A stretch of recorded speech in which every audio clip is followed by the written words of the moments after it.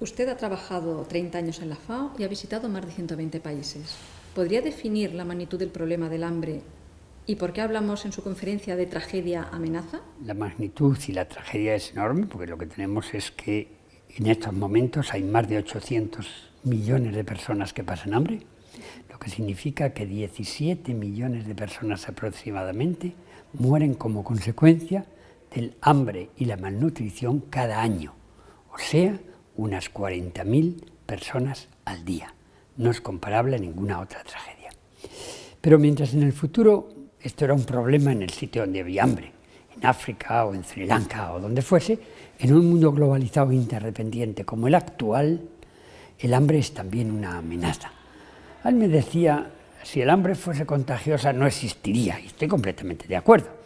Pero lo que en este momento en el siglo XXI está ocurriendo es que el hambre no es contagiosa, pero es tremendamente peligrosa y es de una gran miopía política no verlo.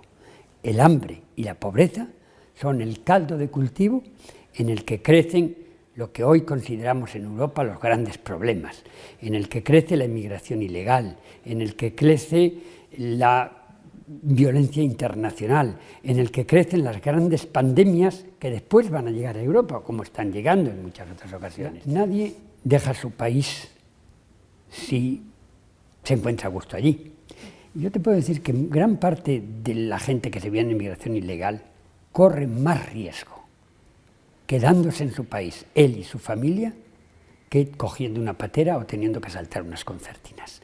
La manera de resolverlo no es poniendo barras al campo, sino evitando justamente el hambre y la pobreza.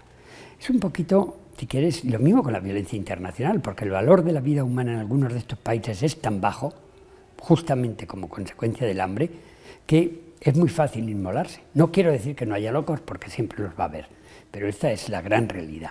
Es un poquito, estamos viviendo dentro de una pequeña casa, que es la aldea mundial, que es la Tierra.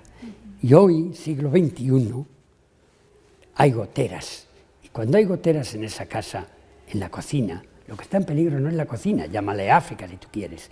Lo que está en peligro es toda la casa y no sirve para nada el poner puertas cerradas, concertinas, etcétera, en la puerta de la cocina para que no entren al comedor.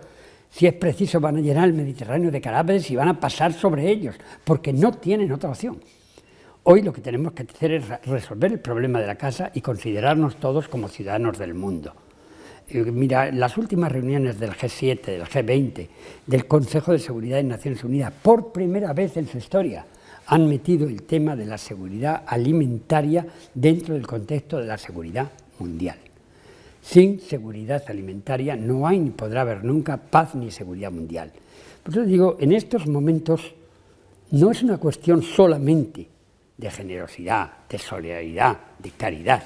Es, para los que no les sirvan estos conceptos, una cuestión de egoísmo inteligente.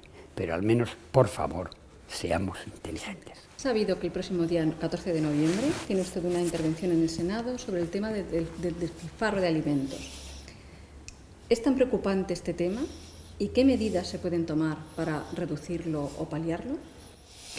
Es un tema muy gordo. Fíjate, mucha gente dice, y algunos se lo creen, que el problema del hambre es simplemente la falta de alimentos, lo cual, en mi opinión, no es verdad.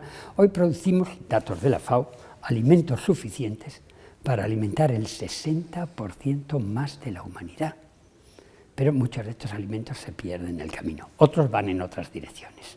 ¿Sí? Pero un tercio, 1.300 millones de toneladas métricas de alimentos se pierden o se desperdician cada año. En el caso de Europa estamos hablando de 89 millones de toneladas métricas y en el caso de España, en épocas de crisis económica fuerte, estamos desperdiciando 7,7 millones de toneladas métricas, 169 kilos por habitante y año. No, y ese es el desperdicio. Gran parte de estos alimentos van a la basura y el 30% de ellos sin envases de abrir porque han caducado. Esto es un problema muy grave, no solo por lo que supone de injusticia y de ineficacia de un sistema agroalimentario que produce mucho más y la gente sigue pasando hambre, sino también por la destrucción de los recursos naturales del planeta en producir los alimentos que no se va a comer nadie. Y no estoy hablando de pequeñas cantidades, estoy hablando de que para producir esos alimentos que no se come nadie, estamos utilizando 1.400 millones de hectáreas, la cuarta parte de las tierras cultivadas del planeta, que son 28 veces la superficie de España. Estamos utilizando 250 kilómetros cúbicos de agua, entre la cuarta y la quinta parte del agua dulce utilizada al año en el planeta para agricultura y alimentación. Estamos utilizando 300 millones de de barriles de petróleo. Estamos contribuyendo con los gases invernaderos producidos en la obtención de esos alimentos que no se va a comer nadie, contribuimos con más del 15% al cambio climático. Y, por si fuera poco, en España el alimento medio que llega a nuestra boca ha recorrido previamente 2.500 kilómetros. Entonces, esto tiene soluciones. Hay un problema de base relacionado con la mercantilización de los alimentos, pero hay además leyes específicas que otros países están desarrollando. En Francia, por ejemplo, en julio del año pasado, aprobaron una ley en la que se prohíbe a los restaurantes el tirar comida.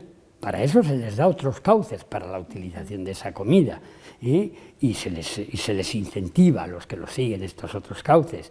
En Dinamarca hay otra serie de actividades, en el caso de Inglaterra tienen una ley semáforo para marcar los alimentos, etcétera, etcétera. O sea, y este es el tema que en el Senado vamos a tratar el día 14. Muy bien.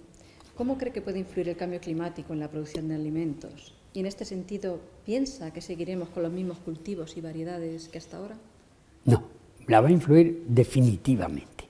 Hay un informe reciente del panel de expertos eminentes de cambios climáticos, panel internacional, en el que dice, entre otras cosas, que el cultivo del olivo o de la vid no va a ser posible en La Mancha ni en España, y van a emigrar hacia el norte, incluido en Alemania.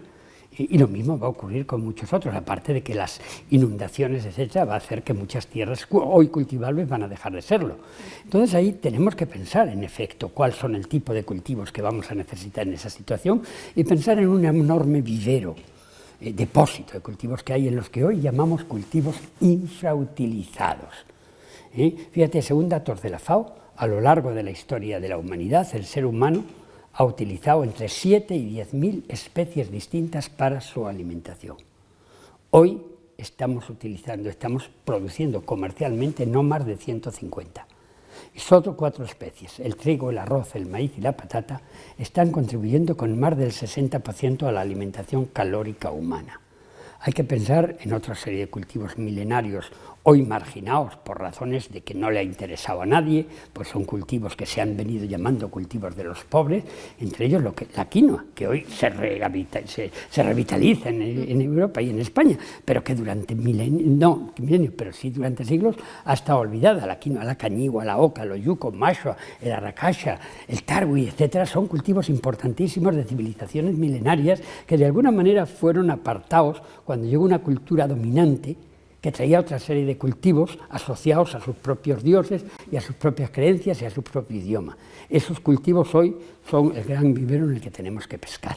He leído recientemente la fusión de 2 grandes multinacionales, relacionadas ambas con la producción de alimentos y la agricultura, que son Monsanto y Bayer.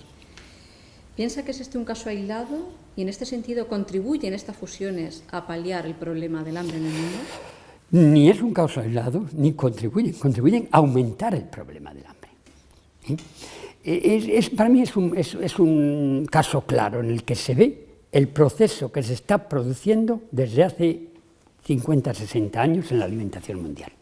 Se ha pasado de considerar el alimento como algo sagrado, de la época en cuando a mí se me caía un trocito de pan, y mi madre o mi abuelo, mi padre decía, cógelo, bésalo y cómetelo. Era sagrado, es la vida, está representada ahí, en que pasa a ser una mercancía de usa y tira. Y en ese contexto, una de las cosas más graves que ha ocurrido es justamente, no es un caso aislado que se una la Monsanto con la Bayer, por un valor de 60 y tantos mil millones de dólares. Es que unos meses antes se había unido la Syngenta con la Ken China por un valor de 57.000 millones de dólares.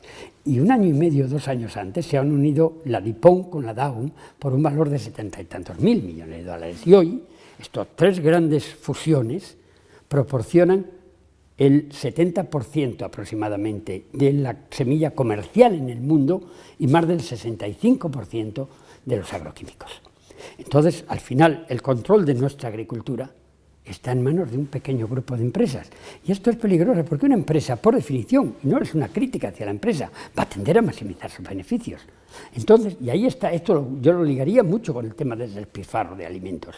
El objetivo del alimento, que antes era alimentar, llegar a la boca del que consume, hoy pasa a ser la venta. Si yo vendo el producto, me da igual que se tire a la basura o no se tire.